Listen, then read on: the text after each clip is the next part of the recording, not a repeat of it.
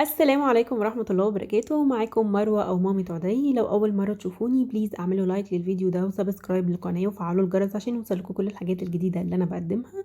وما تنسونيش في الكومنتات وتقولوا لي برضو رأيكم عن المنتج ده لو استخدمتوه. النهاردة هتكلم عن منتج ايه؟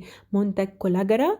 هتكلم على الديودرنت أو اللي هو مزيل العرق اللي هو الخاص بالشركة كولاجرا، وهتكلم باختصار كده عن الغسول. أنا كنت عملت لكم فيديو قبل كده عن الغسول، بس هتكلم حاجة بسيطة كده عن الغسول، وهقول لكم كل المميزات والعيوب والحاجات اللي انا قابلتها فيه. ويلا بينا نبدأ الفيديو.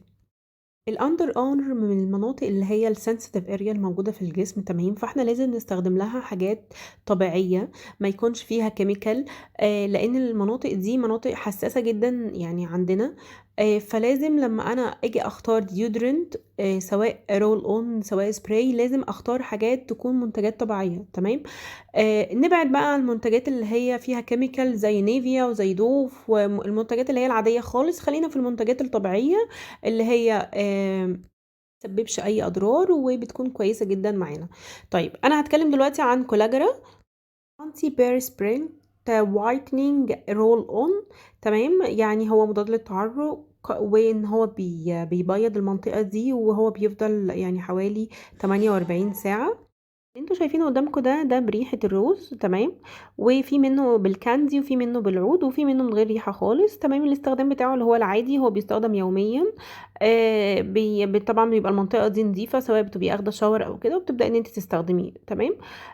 هو يعني هو منتج ناتشرال، طبيعي، ما ملوش اي افكتس يعني، او اللي هو ما فيهوش كيميكالز. ودي حاجة بس يعني بصراحة انا من الحاجات اللي انا بحبها، او لما باجي استخدم رول اون فانا بحب استخدم اللي هو رول اون. سواء يعني عجبني كولاجرا وعجبني برضو رول اون شركة بيز لاين، بس بيز لاين اغلى شوية، يعني الرول اون بتاعها دلوقتي حوالي ب200 وشوية. يعني كولاجرا اقل، احنا بنجيب الاتنين تقريبا تمنهم 180 جنيه، يعني فبيبقوا مع بعض كده في عرض. فيعني تمنه يعني على قد الايد شوية، وهو برضو منتج طبيعي ومنتج مصري، تمام؟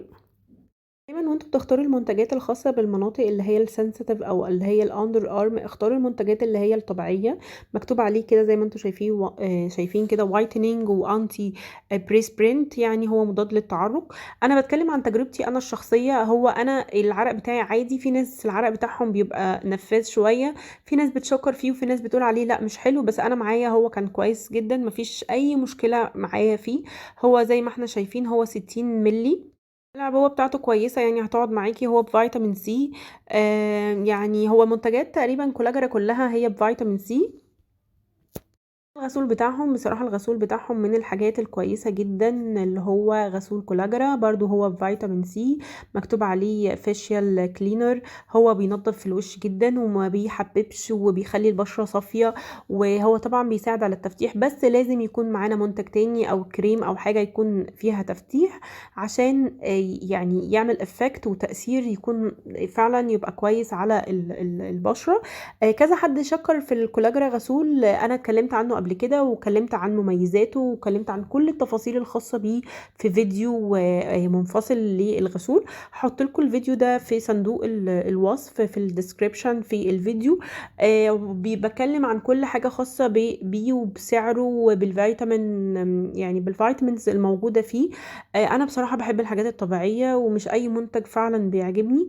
احب ان انا اخليكم كمان تجربوا منتجات طبيعية غير المنتجات العادية اللي هي الموجودة في الاماكن، سواء السوبر ماركتس الكبير او الصيدليات. يعني بتبقى كلها حاجات ناتشرال، كلها حاجات يعني فيها غذاء لبشرتنا، بتدي نضارة، بتدي منظر حلو وما بتطلعش حبوب. بالذات هو اصلا الغسول ده مكتوب عليه ان هو لكل انواع البشرة، يعني اللي هو فور اول سكين. بس هو يعني هو كويس معايا، انا بشرتي مختلطة، بس بشرتي الحمد لله ما بتطلعش حبوب، بشرة عادية جدا.